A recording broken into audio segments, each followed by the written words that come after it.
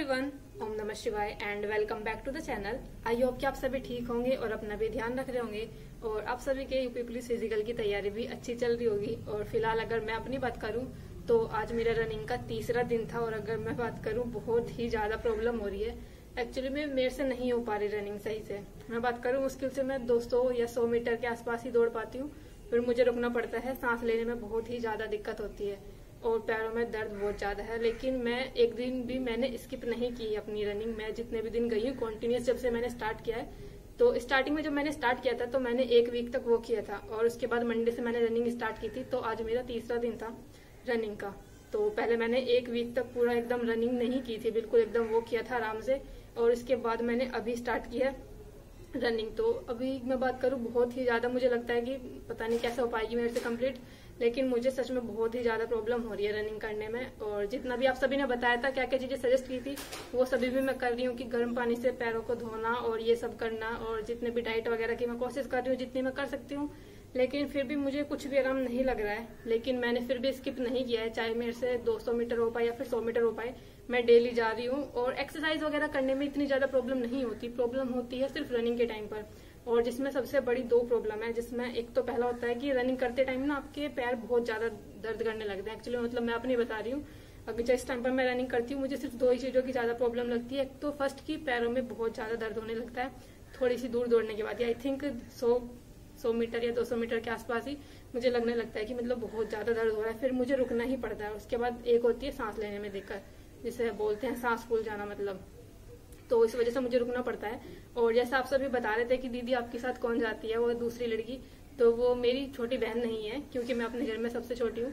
तो वो मेरी फ्रेंड है, ऐसे ही पड़ोस की है मतलब। तो भावना है उसका नाम, मैंने आप सभी का नाम भी बता दिया। वो मुझसे बहुत ही ज्यादा पतली है और आई थिंक उसका वेट ना मुझसे आई थिंक 5 किलो के आसपास कम होगा उसका वेट। मेरा 41 है तो उसका आई थिंक 25 या 26 होगा, सॉरी 25-26 बता रही हूँ, 35 के आसपास होगा आई थिंक। तो मुझे इतना लगता है कि 35 उसका हो सकता है वजन, और मेरा है 41।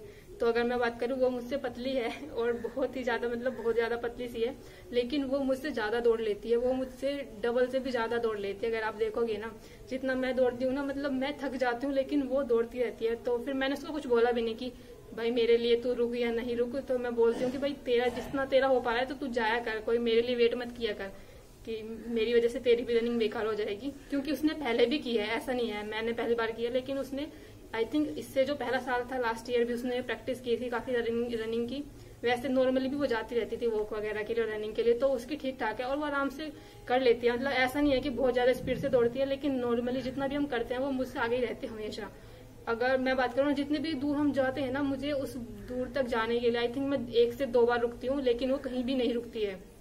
आपको देखने में लगेगा कि कितनी पतली सी है, ये कैसे कर पाएगी, लेकिन बहुत अच्छी रनिंग कर लेती है वो। एक मेरे को देखो, कभी कभी मुझे बहुत ही ज्यादा गुस्सा आता है सच में, क्योंकि मैं अपना बेस्ट दे रही हूँ जितना मैं कर सकती हूँ, इतना पेन सहने के बाद भी, लेकिन फिर भी मैं रनिंग नहीं कर पा रही हूँ सही से। लेकिन फिर भी मैं जा रही हूँ ऑफकोर्स। और जो मैंने आज एक्सरसाइज की वीडियो शेयर की थी, हाँ वो एक्सरसाइज हम कर रहे थे, वो भी कर रही थी साथ में। हम दोनों ने आज अच्छी खासी एक्सरसाइज की थी रनिंग से आने के बाद भी और रनिंग पर जाने से पहले भी। तो जहां पर हम एक्सरसाइज कर रहे थे वो उन्हीं के खेत थे, भावना जो मेरी फ्रेंड है उन्हीं के खेत थे, वो वहीं पर हम एक्सरसाइज कर रहे थे। और एक्सरसाइज करने में इतना सही बताऊं तो रनिंग से आने के बाद और रनिंग पर जाने से पहले जब हमने बहुत ही अच्छे से एक्सरसाइज की थी आज, क्योंकि आज हम ज्यादा दौड़ नहीं पाए थे, ना तो वो और ना ही मैं, क्योंकि दोनों के पैरों में दर्द तो हो रहा था। तो इसलिए आज हम ज्यादा दौड़ने नहीं गए थे, बहुत ज्यादा दूर तक, थोड़ी सी दूर गए थे, लेकिन हमने आज एक्सरसाइज बहुत सारी की थी, जिसकी वजह से कहीं ना कहीं थोड़ा आराम है पैरों में भी।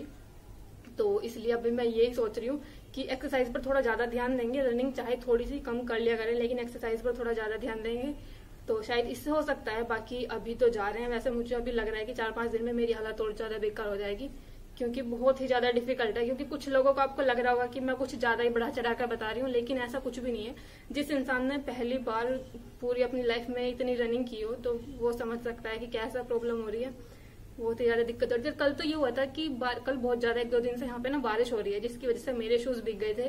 तो मैं गई थी चप्पल पहनकर, और मैं इतनी स्टूपिड, मैंने चप्पलों में ही ऐसे ही रनिंग भी कर ली, जिसकी वजह से शायद और ज्यादा हो रहा था।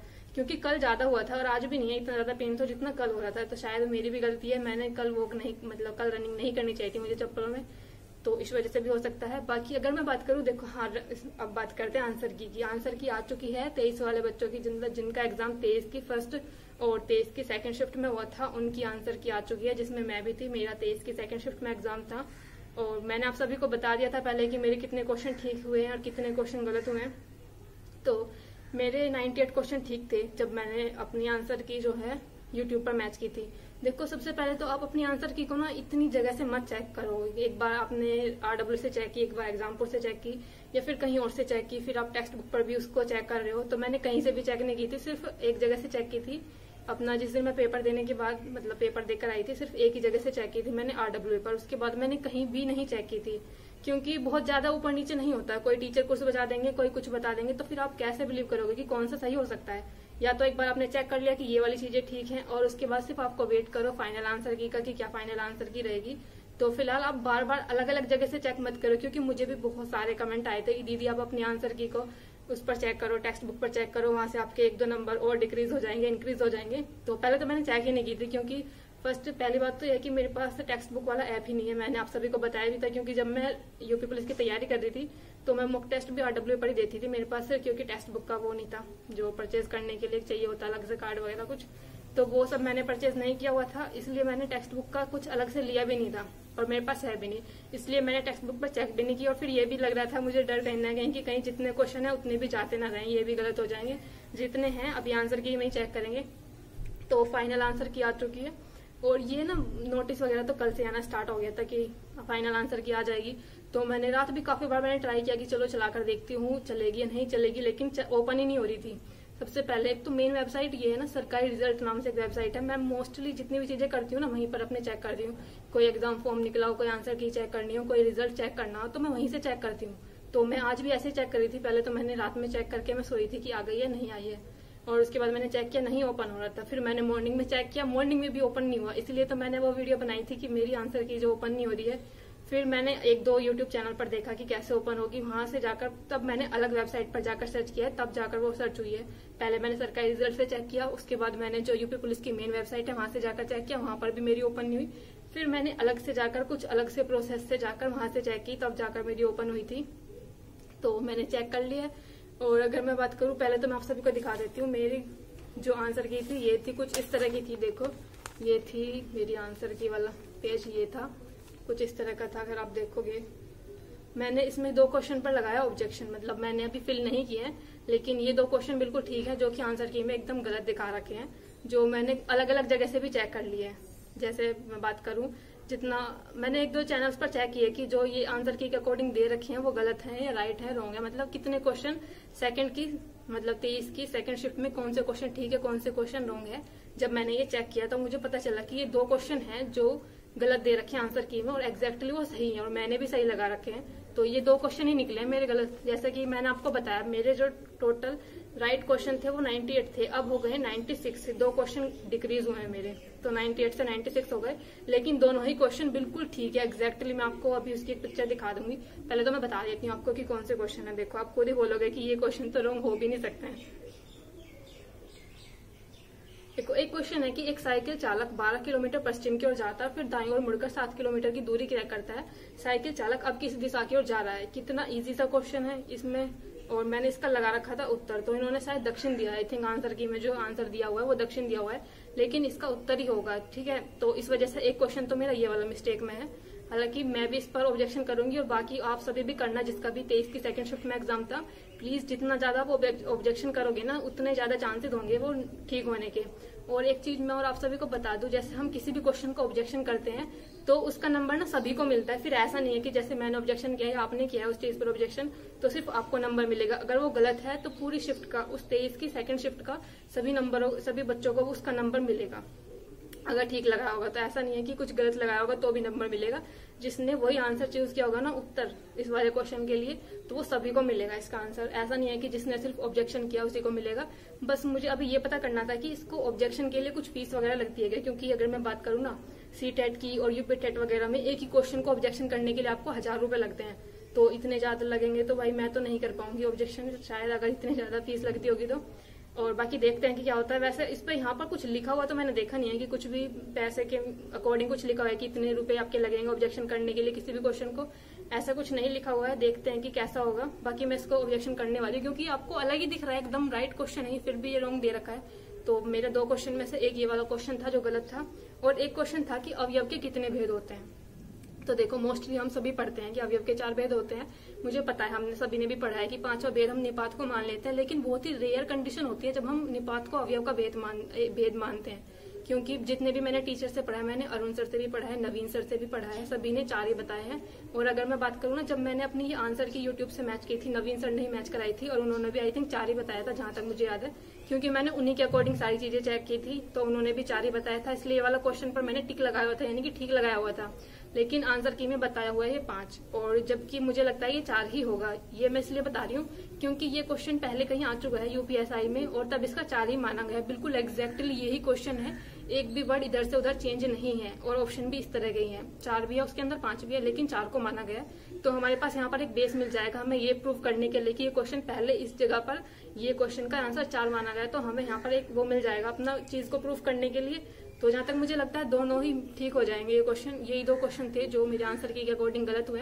बाकी कुछ भी इतना बड़ा हेर फेर नहीं हो जाता, जैसे कुछ लोग बोल रहे हैं कि अगर आपके 95 क्वेश्चन ठीक है तो किसी के 80 हो जाएंगे, किसी के 90 हो जाएंगे।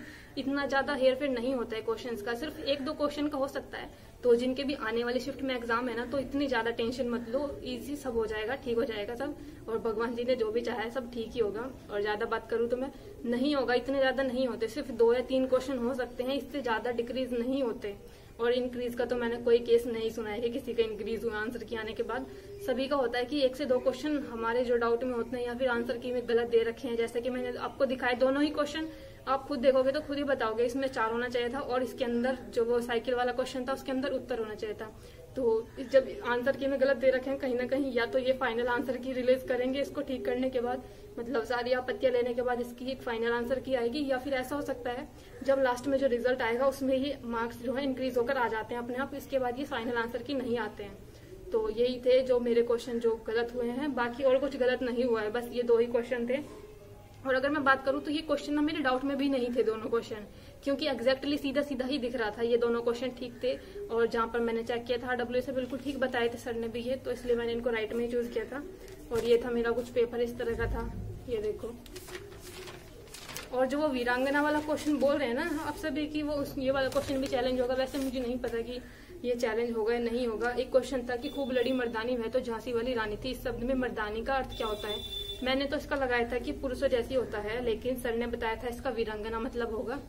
क्योंकि मर्दानी आप खुद ही देखो, जब हम कुछ बोलते हैं ना कि क्या तूने मर्दाने कपड़े पहन रखे हैं, इस तरह का हम कुछ बोलते हैं, किसी को भी बोलते हैं, मान लो कोई फीमेल ही अगर हम उसको बोल रहे हैं कि क्या ऐसे मर्दाना कपड़े पहन रखे हैं, उसका मतलब ये होता है कि मतलब आदमियों जैसे कपड़े पहन रखे हैं, ठीक है, मेल जैसे कपड़े पहन रखे हैं, इस तरह का वर्ड होता है। इसलिए मैंने पुरुषों जैसे लगाया था यहाँ पर। बाकी जो आंसर की अकॉर्डिंग माना गया है, मेरी वाली आंसर की में तो इसका वीरांगना दिखा रहा है। बाकी और सभी क्वेश्चन यही थे।